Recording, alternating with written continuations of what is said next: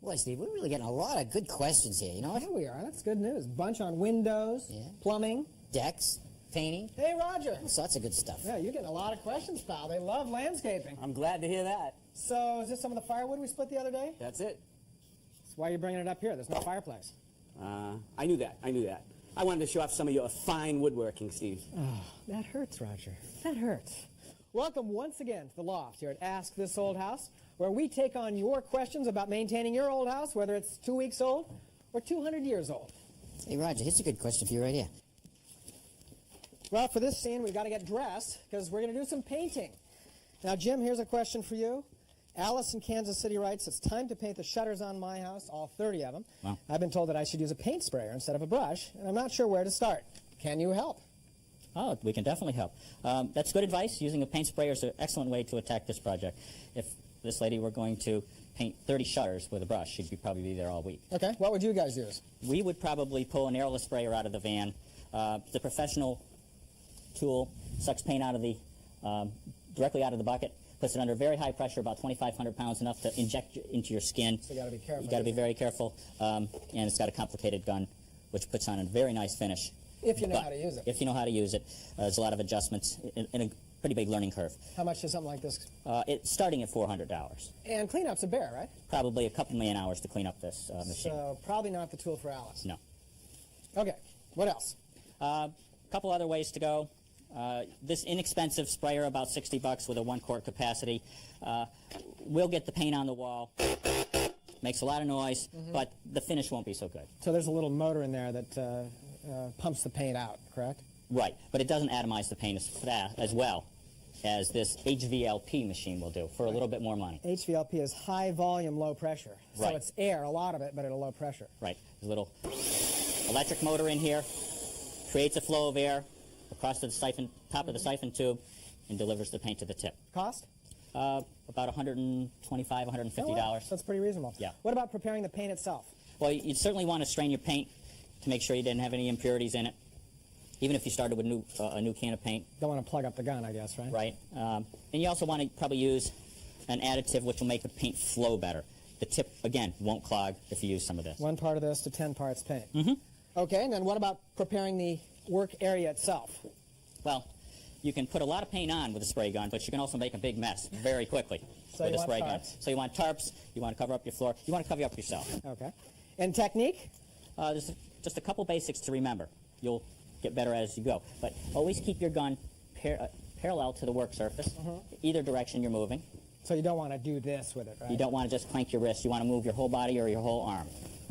Where do you start?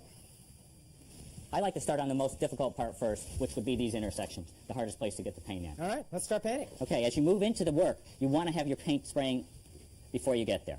And when you get to the end of the work, you want to let the paint go past the end of the work. All right, I'll flip it on. Okay, here we go.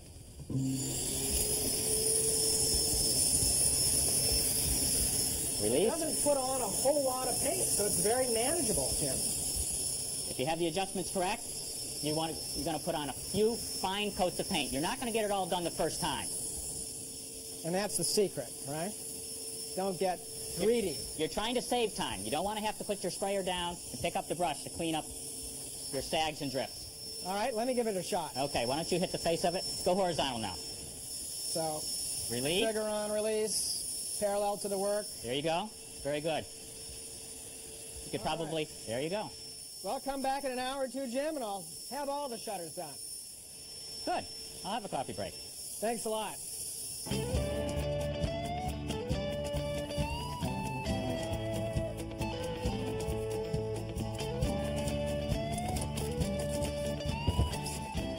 Well, Mark Shop. Hey, morning, Steve. Thank you for showing up, sir. You're welcome. We got an email from a viewer with a chimney problem, so we thought you were just the man for a job. We'd love to help. What is it? Well, let's go meet the homeowner and check it out.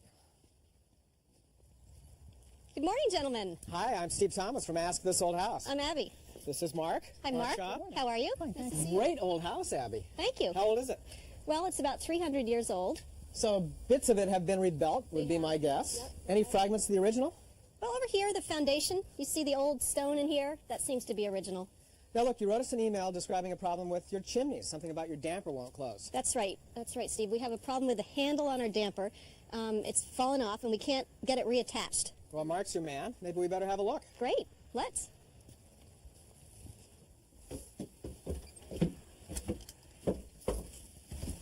Oh, this is terrific. Wow. Nice and bright in here. The white paint really opens it up. And the furniture makes it seem like you've stepped into the early 18th century. Thank This is you. great. Thank you. The kitchen is new. Well, it fits right in. Nice job. So, Mark, how does it look? Well, this fireplace, the damper seems fine, Abby. Is this the one? Actually, Mark, it's in here, in the living room. This is the problem. Ah. Another nice Here one, you are. Abby. Beautiful views of the garden, nicely furnished. It's very cozy and comfortable. Nice job. Thank you. So you live here with your family, I live here with my husband, John, and my daughter, Esme. who is in the study. Here she is. Hi, Esme. What are you working on? School project. Yeah? Cleopatra, huh? Wow, that's pretty advanced. How old are you? 10. Gee, I can't remember anything about Cleopatra. Neither can I, Steve. Let's see how Mark's doing. So what's the verdict? The handle that used to be right in the center here is missing, and the plate behind these slotted holes, which slides, is not even there either. So this thing, you're losing a ton of heat up this chimney. Maybe that explains why we have mosquitoes in the summer and very cold drafts in the winter. Mosquitoes in the summer? That's a new one. So you have a way to fix it, Mark? We could go to the junkyard and try and find you parts for this. We'd probably look forever and never be successful. However, there's a much better way to put a new damper on top of this chimney and solve your problem very cost effectively. You have one on the truck? We've got a whole bunch out here to show you. Let's go take a look. So this is the chimney that serves the fireplace in the living room. Mm-hmm. How often do you actually build a fire? Well, in the fall and the winter, we make a fire just about every night. And on the weekends, we make them in the dining room in the mornings. So you're serious fire lovers. We are. What do you have, Mark? Well, Abby, your damper controlled at the bottom before. It was at the bottom of the chimney. These sit on top of the chimney and actually are pulled down and compressed where there's an airtight seal that'll stop all the rain and the mosquitoes and the animals from getting in. So that wire we see is actually a spring, right? These are springs, and then you have actually a handle on a cable that goes down to the firebox, so you can control it right at the firebox. Now, it doesn't matter whether you've got a load of snow or ice on the top, correct? We've had 2 feet of snow on some of these, and they pop right up. They're great. Easy to install? Pretty simple, Steve. A little bead of high-temp silicone. We'll glue this right to the top of the flue tile. We mount a bracket in the firebox, and we're ready to have a fire. Good, let's put one on. That's it, you're all done? Said just glue it in place. That took all of about 2 minutes. I told you it was simple. So down here at the firebox, what's involved? Well, the first thing we do, Steve, is we take this damper flap out. You have to tip them up. You wiggle them loose. Just lifts right out? You know, sometimes you got to work them a little bit. And you get a snoot full of leaves and debris and soot. There it goes. A little sideways. That was not too bad. Out it comes. See all those holes? All that cold air was running right up through those holes. Now, the cable we dropped down should be resting right here. Next, we want to be sure that it's in a comfortable spot for someone to be able to grab and that it's not dragging. And what I like to do is where it hangs naturally is really the best place. All right. And we're going to mount this bracket. And we try to put the bracket up as far out of sight as we can. And we got to mount that with a couple of expansion anchors. Right about here. Got a bracket with a wedge anchor. Goes into the hole. So the idea is when you drive it in and it expands that little wedge, it'll hold it in there. Closed, open, closed. That's working great. Now, Mark, why have you put the chain right where it's going to catch all the heat from the fire? Isn't it going to be too hot to handle? Well, first of all, you really don't close the damper till the fire's out, so it's not going to be hot then. But more than that, you want to put this in a place where it's easy to work, and on either side of this big fireplace, that wouldn't be the case. You're afraid that the cable will hang up on the side of the flue. Yeah, it's just much easier for Abby to work it right from here. Well, you ready to light a fire? Say, we can go now. Good. Total time from start to fire was about 45 minutes. Nice solution to the problem. Yeah, sure is. How much are these units? They're about $300 installed. Well, that's fair. That's more than fair. Oh, this is great. Just great. No more drafts in the winter and no more mosquitoes in the summer. And when you're done with the fire, you just pull the little chain until you can hear the damper close and it clamps off. It's great. Thank you very much, Steve. Well, thank you, Mark. thank you. You're welcome. And Esme, you want some help with Cleopatra? I need some practice on the computer. Come on. And now, it's time for What Is It? What is it, gentlemen? Chrome-plated, pistol grip, and these little serrated wheels on the end. Richard. Well, I'm glad you called on me because I've got a couple of these. You've got a couple of everything. We use them all the time to edge out ravioli, lasagna. A little hard to clean, but they're really great. Actually, you're pretty close. When I bake a pie, I use this to go around the edge. They make it look great. Bake a pie. I know what it is, seriously. When we work on a lot of old houses, and it's hard to get old wood. I feel So we get new wood, and we actually distress the wood with this tool. Tommy, you would be old by the time you finish distressing it. That's what it is. It's the distressing tool. Distressing tool. Well, they do market it as a way to dress a grinding stone. Over time, a stone like this will develop a chip in it. Sometimes you'll get grooves in it. And this is a way. You rest it on the tool rest. Apply even pressure. And you true it right up. You know, I can actually use that tool. Yeah. It's yours. Yeah. Take it home. All right, here we go. What is it? Now, I've got a couple of these on the job. I'm going to give you that as a hint. That's I know, best I'm I gonna- know what it is. You know what it is? Yeah. All right, tell me. When you want to give a guy a leg up. And You want me to go like this? Yeah, you don't want to get your jeans Yeah, dirty, right? yeah. You know, because they're brand new. Portable step ladder, Yeah, Steve? yeah, right. that's what I'm right. doing. You need to lose a little weight, pal. You guys don't recognize the original Nantucket scallop? Just go right along and pull them right out. Yeah, right. Yeah, right. Thank you. I saw this on a PBS special about climbing Mount Everest. They were concerned about the ice axis, and so they would just use these. You know, Give it, less impact. give it to me. I'm going to show you what this is. This is very handy. Roger, pick the end of that panel up. Slide this under here. Now I can very simply carry this panel, this pretty door, good. sheet of plywood, away. Huh? Yeah. Well, you Works got to pretty remember, good. you own the thing. Well, Every time you're going to carry a sheet of plywood. No, I'm telling you, really, it's great for your back, and it makes it a lot easier to carry a sheet of plywood around. That's a backsaver. I like that. Yeah, that's definitely a key. Great. Hey, I don't know if you've noticed or not, but firewood is getting really expensive. Whether you buy it by the cord, the half cord, or in a small pile like this called the Romance Pack. Why not make it yourself? So, Roger, what is it they say about wood? It warms you 4 times? Sure, Steve, think about it. When you cut it, when you split it, when you stack it, and finally when you burn it. Hey, you're right. So what's the preferred method of taking something like this and turning it into split wood like that? Well, I don't know about the preferred method, Steve, but the traditional method is with steel wedges. You take a steel wedge like this and you drive it into the log and split it. Now, invariably, this wedge is going to get stuck, so you need a second wedge as a backup to drive in to release the first one. And these don't have to be particularly sharp, do they? No, they'll split better if they're a little dull. Sharp, they'll just cut. But you got to drive them in with a sledgehammer, a good sledgehammer. In this case, a fiberglass handle that doesn't break, and neck protection, because you're going to miss. Sooner or later, you're going to miss. As I have in the past. Oh, you know how to do this then? Well, if you got some ear protection and eye protection, I'm going to stand back and let you give it a shot. Uh-huh. Why do I think I'm getting suckered into something? You're not getting suckered in. You're experienced. Yeah. Now, fortunately, Roger, this one has got a big crack going through it. Well, take advantage of it then.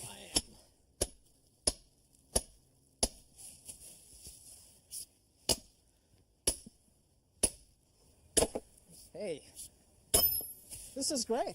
It's easy. Easy. Great. Well, you finish that one up, and I'm even going to go get you some more. How's that Oh, sound? you're a doll. Easy.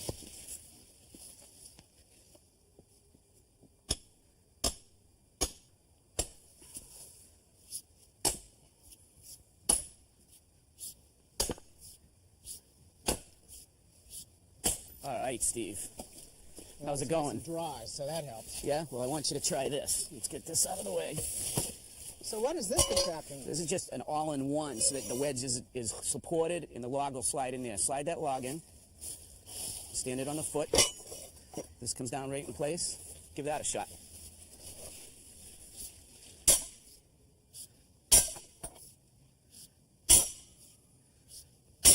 Much easier, Roger. Well, it's Much easier. Still takes quite a few hits, Steve. It does. I'm breaking a sweat. Well, I have something that might appeal for you. If not now, in 3 or 4 hours, you'll definitely want to use Let's this. look now. Roger, you would have let me split wood by hand all morning over there. You were a dog. You had the log splitter in the trailer the whole time. Well, I didn't think a little good exercise would kill you, Steve. Yeah, always looking out for me. Yeah. Okay? So, how does this thing work, this log splitter? We have a 6-horsepower engine. We have a hydraulic storage tank. Underneath is a hydraulic pump. The engine pushes the hydraulic oil up to this 25-ton piston. The piston pushes out the wedge. Grab a piece of wood. Now, just imagine this wedge getting pushed out all the way through the piece of wood. Well, the only disadvantage I see is that you got to lift this thing into place. Yeah, that is the disadvantage of a horizontal splitter. But this has the ability to go vertical. Really? If you pull that pin out, Yeah. stand it up. Ooh, I like that. I'm going to lock it in. So that means you can roll the logs into place and just stand them up. That saves the back. Sure does. And then again, the ram just comes right down and splits it. So you buy this? You buy it at a home center, Steve. It's about $1,000. Ooh. Well, I could make that happen. Yeah? I could make that happen. Oh, what about this one over here? Steve, this came from a rental house. This Rental house? Yeah, this is $88 a day. Oh, 88 bucks. So you're telling me that for 10 days rental, I could own one? Right, but now with this, you could probably split a cord of wood a day. You going to burn more than a cord a year? No, half a quart a year. And then with that, where are you going to store it? You Well, got that's maintenance to do with it. Right. So I suppose you could, you could rent one of these with your neighbors, get a lot of work done, you don't have to own it. That's it. Well, before I make my decision, I want to try them both. So Okay. let's get this one cranked up and we'll give it a shot.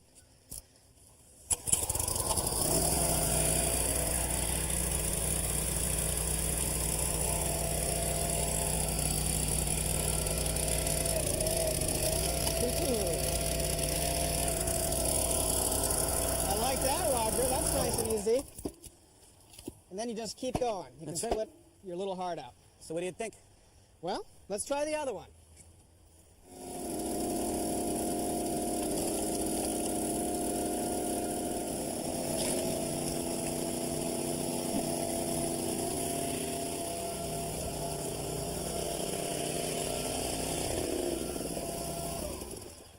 Hey, I'm kind of getting into this, Roger. I still don't know whether to rent one or buy one. Well, picture this. We probably did, what, a half a cord in a half an hour? Yeah, that's pretty good, huh? Yeah, $180 a cord dropped at the end of your driveway you'd pay. Hey, we can make big money. Roger and Steve's firewood. I can see it now. I can see a cold drink. So what's your burning question of the day, Tommy? I got a letter from Lauren, who lives in Akron, Ohio. She writes, I'm putting a peel and stick vinyl tile floor down in my mudroom. There are a couple of posts in the way. How do I cut around them? Good question. So we got a post here. We got to cut around it. Mm-hmm. How do you do it? First is the layout of the floor, the tile itself, Steve. That's important. I simply measure it and find the center of the room off of the outside walls in both directions and run a chalk line. So north, south, east, west, right in the center of the room. Now, lay the tile on the line, dry. Run them all the way across the room until you get to the wall. What you don't want to do is end up with a little piece. If you do, then you simply readjust the line and start again. So you establish a new center. You don't want to end up with a tiny little strip. That's right. It doesn't look good. Okay. All right? Now, once you've got the tile laid down, this is all set. You take the piece that you want. How do I make it fit? I lay it on top of one that's in place, right? Making sure that it doesn't move, I simply take another piece and I hold it against the edge of the post because I want to start there, and I make sure that this line is straight. So you're using that as a ruler. Right. Now I'm going to draw this line.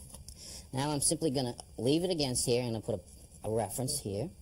Tip the tile to the angle of the post because it's pitched. Run another line right across there like Now that. this is curved a little bit, so you could actually establish Well, you- 2 or 3 points Yeah, and I scribe could. it in. couldn't you? Absolutely. You can follow it if you want. Now I have to do the same thing on this side to get this leg. So I line it up here, making sure that the space is equal. Another line. So you don't have to measure it or anything, just eyeballing it is You good measure it, enough. Steve, you'll get it wrong. Now, just cut this with a utility knife. I'm just going to do it right on the floor here because Yeah. it's not a finished floor. Yeah, that's fine. Now this technique will work for any kind of tile. This obviously is a soft vinyl tile, right? The method of marking, Steve, works with anything. It's just basically the tool that you cut it with. And you can go around any shape of obstruction. Just about. All right, Let's see how it fits, Steve. Pretty good, Tom. Perfect fit. Great tip. Thank you. Thank you.